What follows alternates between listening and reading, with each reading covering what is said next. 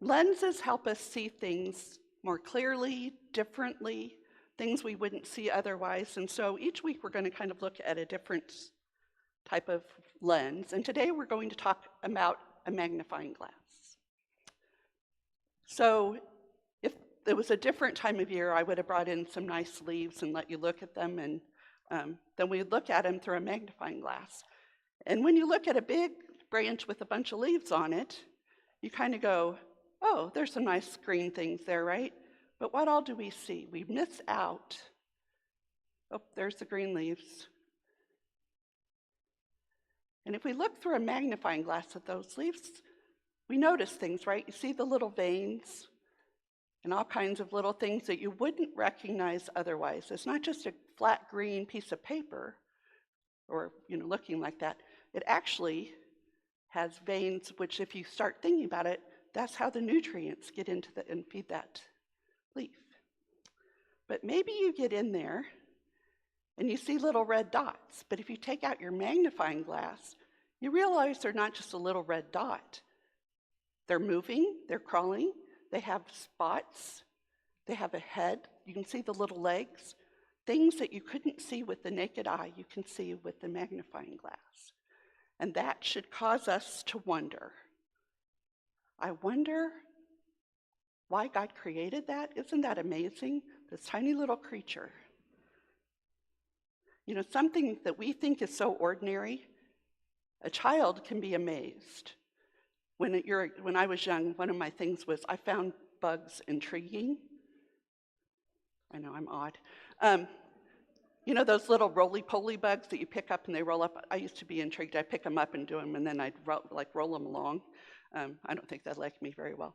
But if I looked at them through a magnifying glass, I realized they weren't just this little round ball. They really were a creature that had legs and had all of the things. And I was actually playing with a living creature, but I never looked at them through a magnifying glass. But if you do, it's intriguing. Have you ever looked at a butterfly through a magnifying glass? Pretty cool, isn't it? Those little legs and tiny little antennae, and they're just so delicate. One week I'll share my little story with those on as well. So when we explore, we can see certain things, but when we look through a lens, we see it differently. And so that's what we're trying to do during Lent, right? It's look through life and all the ordinary things of life through different lenses. So like a magnifying glass, obviously, we aren't going to use that. But when we focus, we see things more clearly. We notice things we didn't see before. So we are going to be, today we're talking about looking through the lens of wonder. I wonder what, and what does that tell you about God? And what awe does that create in you? So we're going to be noticers during Lent. And then we want to share what we notice with other people so that they can be in awe as well. So my question for us is, what if we became more like children during Lent? Because children don't know, but they love to explore, they love to ask questions, they love to wonder. What if we could become more like a child? And what would that how would that change how we feel about God, what we notice, and our perspective? Does God become bigger?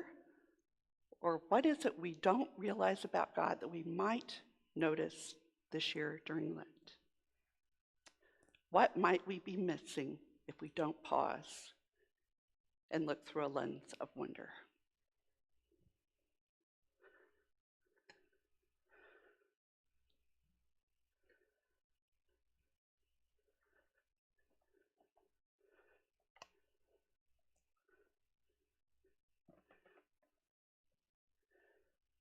As we enter into a time of prayer, we share our joys and our concerns and our God sightings. Does anyone have something they would like to share today?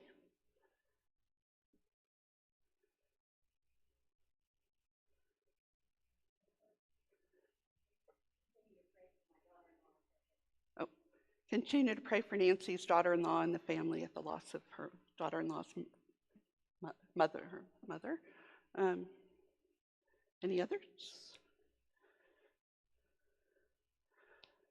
Let us silence our hearts.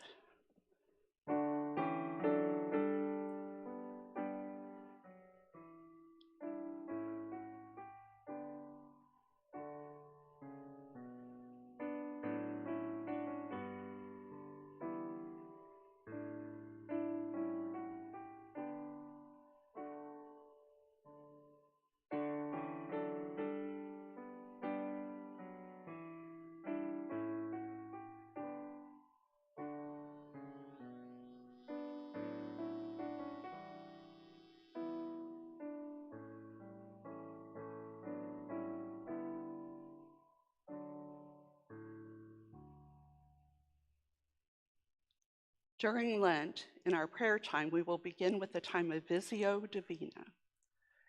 Visio Divina is sacred seeing. It's an ancient form of prayer that continues to be a powerful method of meditation.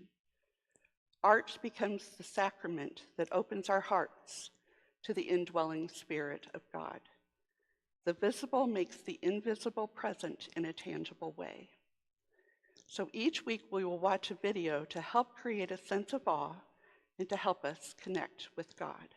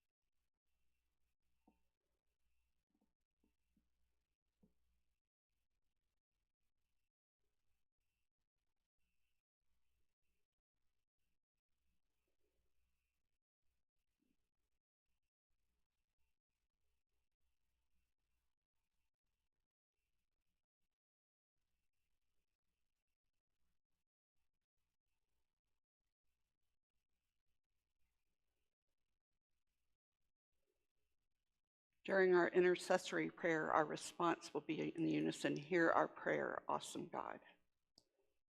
Let us pray. Holy and living God, we approach this time of prayer with wonder at your world. With all our senses, we open to you. Give us a lens of awe with which to perceive and love others as you perceive and love us. We imagine in our mind's eye now the people in our lives, the people of our community, and the people of our world. Each of them is beloved by you, and this alone creates awe in us. We especially lift up those who need our prayers in this moment. The family of Linda Myers, of Jim Hessick, and of Nancy's daughter-in-law. Those awaiting surgery, those waiting for a diagnosis, those feeling distant from God, those suffering from anxiety, those struggling with the choice they made for Lent, and those who selected something too easy or nothing at all. For all these people and those whom we name in our hearts, hear our prayer, awesome God. Give us a lens of awe with which to perceive and love your creation as you perceive and love it. Each blossom, each sunrise, each unfurling fern reminds us that new life is possible. You are making all things new all around us. Help us to care for the nature around us. This week, we name the spring flowers peeking up through the ground, the rain that waters them, the sunshine which brightens our days, the birds returning, the squirrels that are foraging. For all these places, creatures, and life forms, and those whom we name in our hearts, hear our prayer, awesome God. Give us a lens of awe with which to perceive and love life as you perceive and love the life that you have given us. Open us to the wonders around us, the artfulness of each encounter, each moment, as a possibility for amazement waiting to happen. Slow us down in the season of Lent so that we might savor anew the gift of life. We pause in this silence, setting intentions of awe for the week ahead.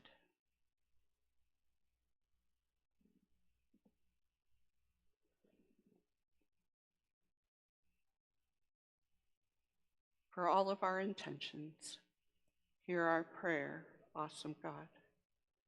Now let us pray together the prayer that Jesus taught. Our Father, who art in heaven, hallowed be thy name. Thy kingdom come, thy will be done, on earth as it is in heaven. Give us this day our daily bread, and forgive us our trespasses, as we forgive those who trespass against us. And lead us not into temptation, but deliver us from evil. For thine is the kingdom, the power, and the glory forever. Amen.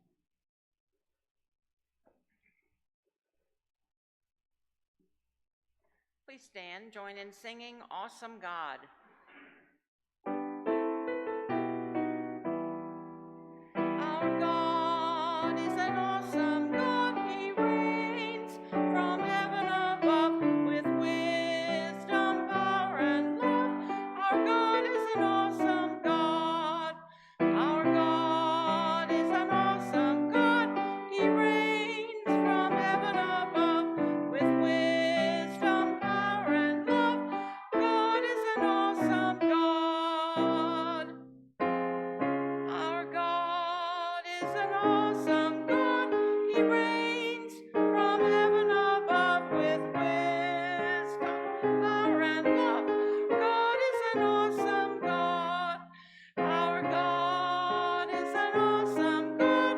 He reigns from heaven above with wisdom, power, and love. God is an awesome God. Our God is an awesome God. Our God is an awesome God.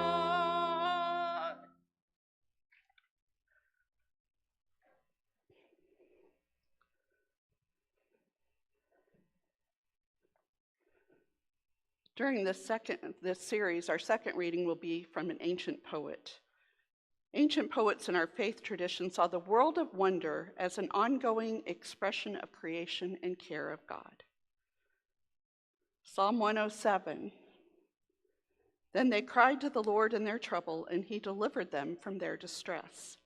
He led them by a straight way till they reached a city to dwell in. Let them thank the Lord for his steadfast love, for his wondrous works to the children of man. For he satisfies the longing soul, and the hungry soul he fills with good things. And then from Psalm 139, I will praise you, for I am fearfully and wonderfully made. Marvelous are your works, and that my soul knows very well.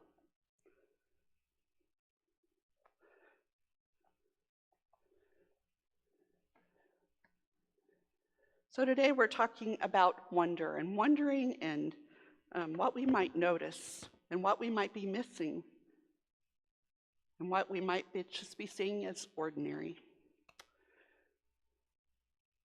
So if God, the Holy Three in One, is who Christians believe God to be, and who is the Word of God proclaims the world to be, and has done that the things that we proclaim, that should create amazement and awe in us. We shouldn't take it as ordinary.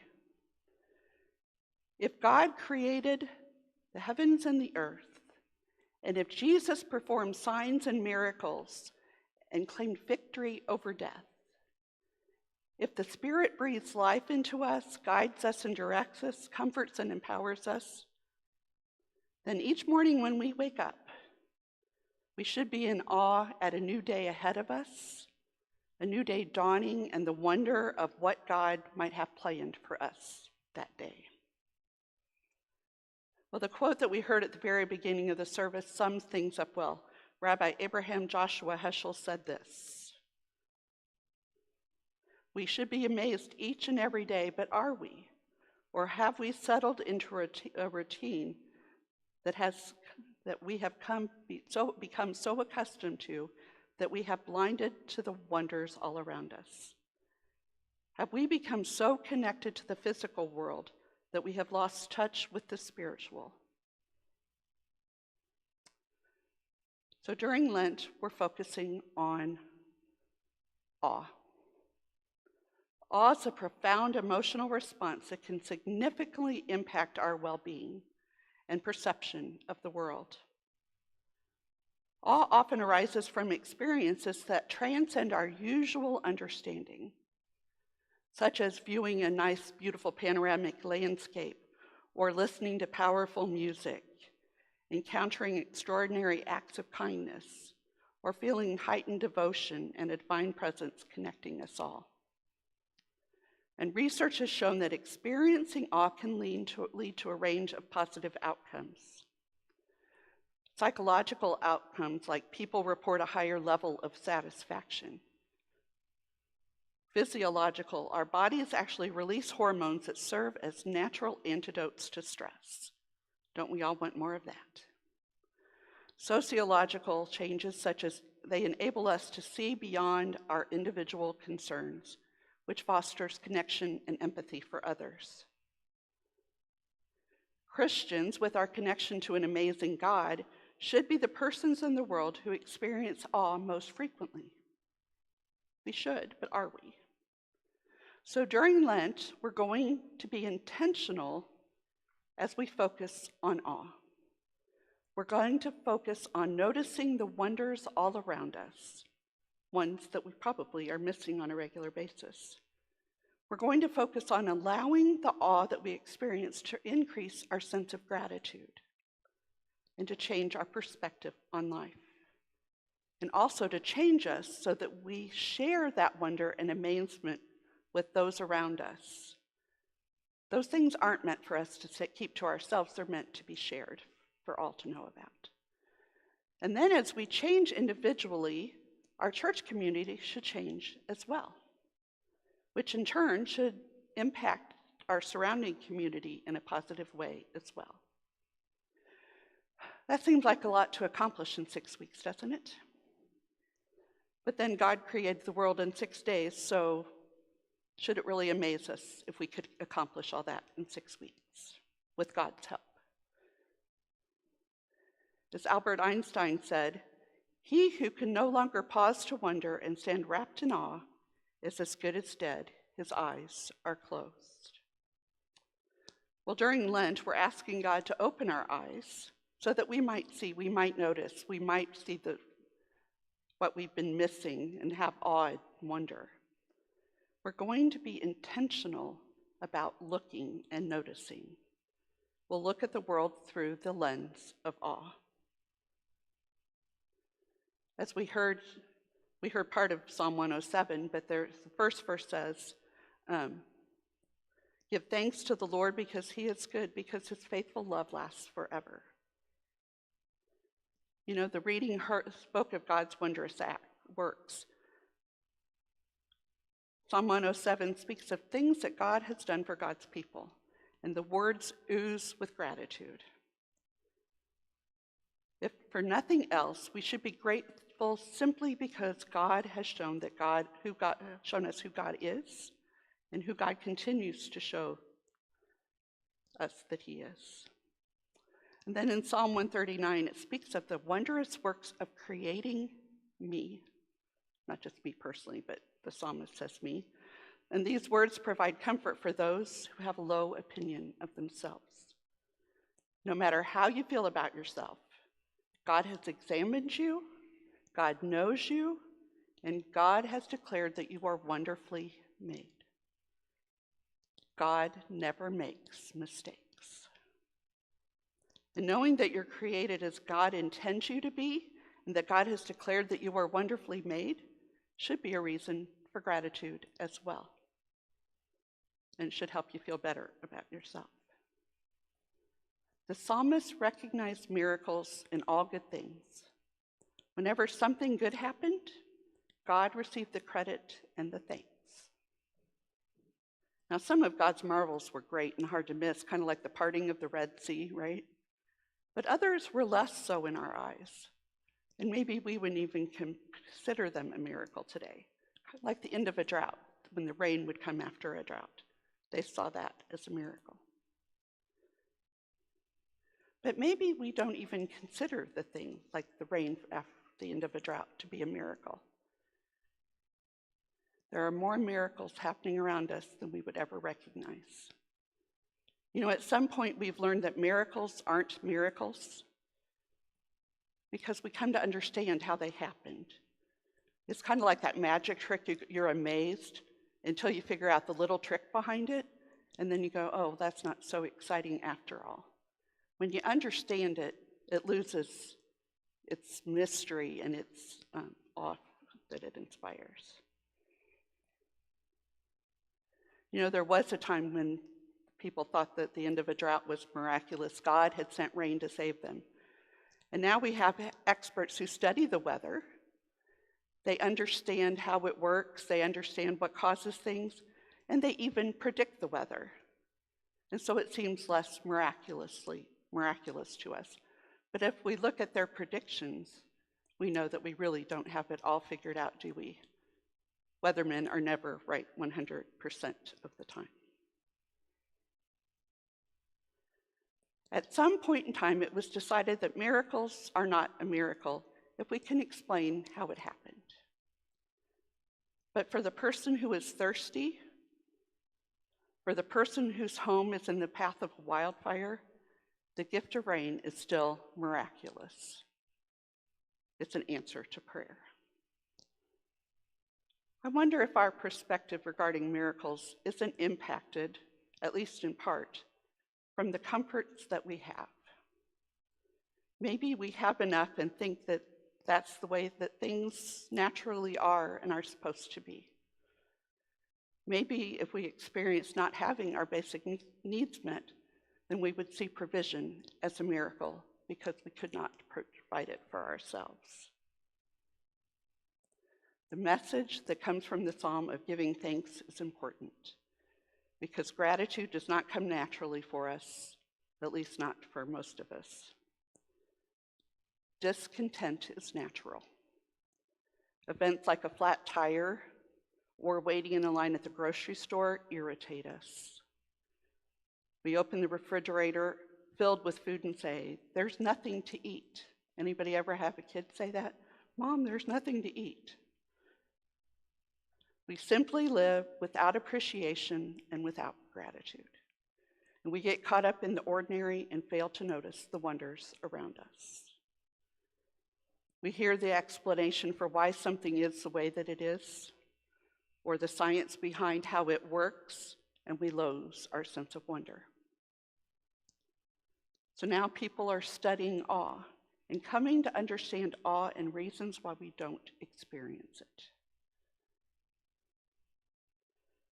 They have found that we create mental habits, like our routine of getting up in the morning. You shut off your alarm clock, you get up and do whatever things, and get ready for the day in the way that you normally do. And when you have these habits that you do on a regular basis, it creates a comfort zone, and we hesitate to step out of them. And when we experience the same stimuli over and over, it becomes mapped into our brain, and they become invisible to us. We fail to notice. Have you ever gotten ready and then go, did I forget something? Because you've just done it naturally. But if you skip that one step, like today, I was getting ready to walk out the door, I'm like, oh, I forgot my hearing aids. Because I had, it's just so routine, it goes along. Well, in the book, The Wondering Brain, it explains that one of the ways that we elicit wonder is by scrambling things temporarily so that, as they say, so the world can seep in. Have you ever thought about switching up your routine? Because when we switch it up, it helps us to notice. So you need to change things up a little bit in order to experience the sense of wonder and awe. So think of something that you do on the same on a regular basis, the same way over and over, to where it's just a routine, you don't really think about it. Like shutting off your alarm, getting dressed in the morning, those sorts of things. We do those types of activities without really thinking about it or even noticing it, because it's already mapped in our brain. So I'm thinking of driving to church the same way every single day. I have my little route. I arrive, and when I get here, I don't remember anything about the trip. I know I left home, I know I got here, but I don't know quite what happened.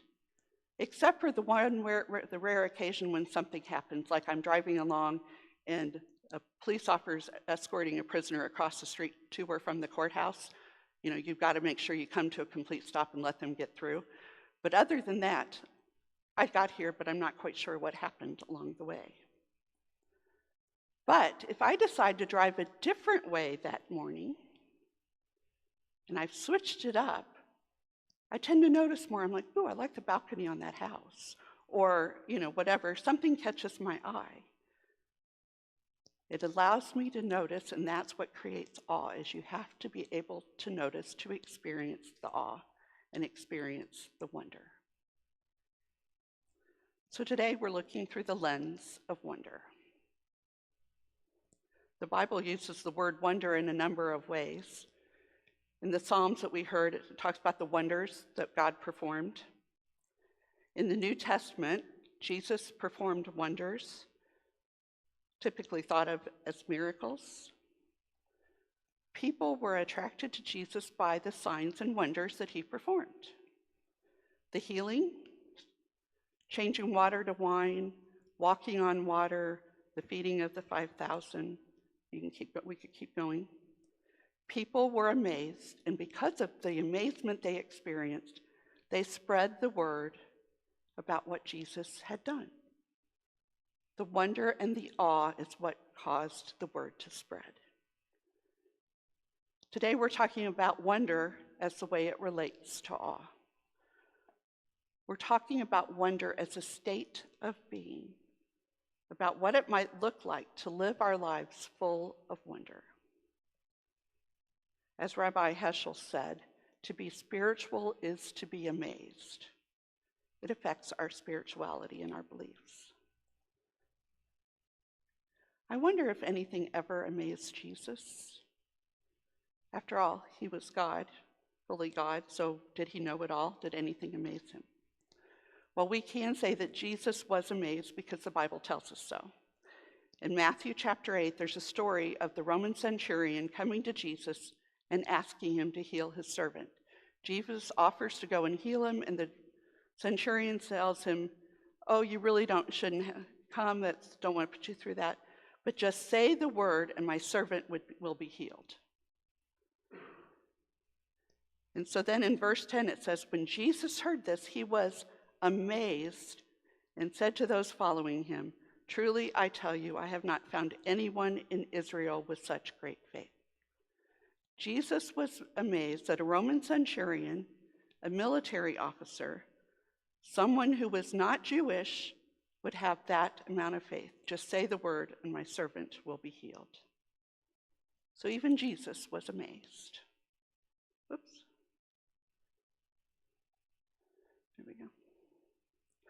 So if Jesus could be surprised, then we should certainly be able to be amazed, because we know way less than Jesus. In fact, we should be amazed if only we would approach the world with a sense of wonder. When we're in the state of wonder that produces awe, or our thoughts become more energized. Here's a historical example. Isaac Newton and René Descartes were both awestruck by rainbows. And so this caused them to wonder. How is it that rainbows form when sunlight refracts through water molecules? Obviously, they're scientists, right? What is the precise angle that produces a rainbow? Have you ever thought of that in your own head? Probably not. I just go, ooh, pretty. So what does this say about light and our experience of color? And this wondering led those two scholars to do some of their best work on mathematics, the physics of light, color theory, and perception, all because they wondered. You ask a question, you wonder, and that leads you to explore and discover answers. Wonder. So what about us? Is it possible for us to have such a sense of wonder that we find possibilities everywhere that we look? The possibility of amazing grace, the possibility of amazing transformation, the possibility of amazing abundance in unlikely people and unlikely places. Can we look at ordinary people and see possibilities of something amazing? What if? What if we started asking ourselves that question? What if? Well, Psalm 107 talks about being hungry and being satisfied with good things. What if we kept our eyes open and noticed that there are hungry people here in Washington? Well, Jesus did something amazing that does amaze us. As Jesus was teaching, the disciples noticed that people were getting hungry. So Jesus performed a miracle. He fed 5,000 men, plus women and children, with a little boy's 2 fish and 5 loaves of bread. That is amazing, and I don't think anybody will argue with that one. Now, I once heard someone suggest that the little boy offered his lunch, and then other people decided, oh, well, I should give mine as well. And so everyone offered what they had, and that's where all the food came from. Well, that would be amazing generosity. So that should create awe just in and of itself.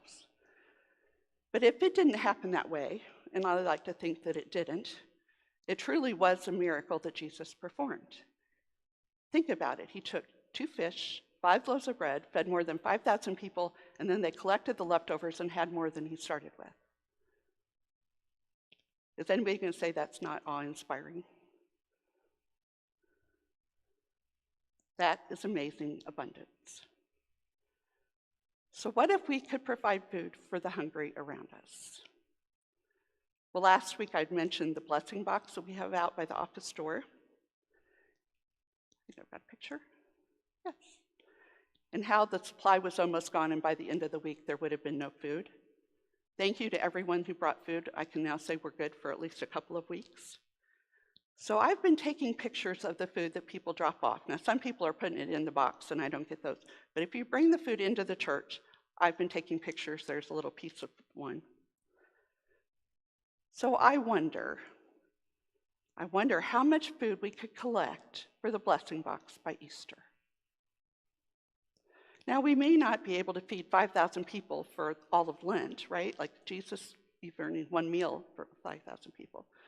But I wonder if we could collect 5,000 items, food items, before Easter. That would be a miracle of awesome, right? Abundance. Maybe we could do a miracle and feed the hungry people in Washington, those who are hoping and praying for food to eat. I wonder if there might be another way that we could feed people. During Grief Share that we host here in the building, the people leading it learned that people who have lost a spouse find it difficult to cook for just themselves. They're used to cooking for at least 2 people. And some people weren't the one that did the cooking to begin with, so they really aren't used to cooking it for it all. So I wonder if we could fill that need of helping them have food to eat, meals for one, while addressing the loneliness that they are experiencing at the same time and feed their souls. Well, Pastor Darrell was part of Grief Share, and he had an idea. What if we could get a group together of people that have lost their spouse? What if they could make a few meals together, and each person could take 1 serving home with them, so they would have a meal for themselves in the following week? What if they could connect while the food was cooking, though? What if they talked about things they were going through and experiencing after the death of a spouse and being alone? What if one of them could teach the other something that has made a difference in their life, and they could share in that way? So that it was more than just getting a meal, it was learning to help each other connect and get over the loneliness while they're learning things that can make their lives easier moving forward. So that's why Pastor Daryl's inviting those who have lost a spouse to join him on Thursday at 1:30 here at the church to discuss ideas of what that time might look like. What would be most helpful for the people that we're wanting to offer it with. So if you've ever lost a loved one, we would love to have your input. So I hope you'll consider joining Pastor Daryl. I wonder what transformation that might bring in the lives of the people who attend. And I wonder whether it might grow so that we could offer it to the community around us as well in the future. I wonder what other ways we might be able to transform Washington. So during Lent, let's keep our eyes open. Let's notice. Let's be amazed. Let's wonder. And let's be awed by what happens. Let's be the miracle that someone is praying for.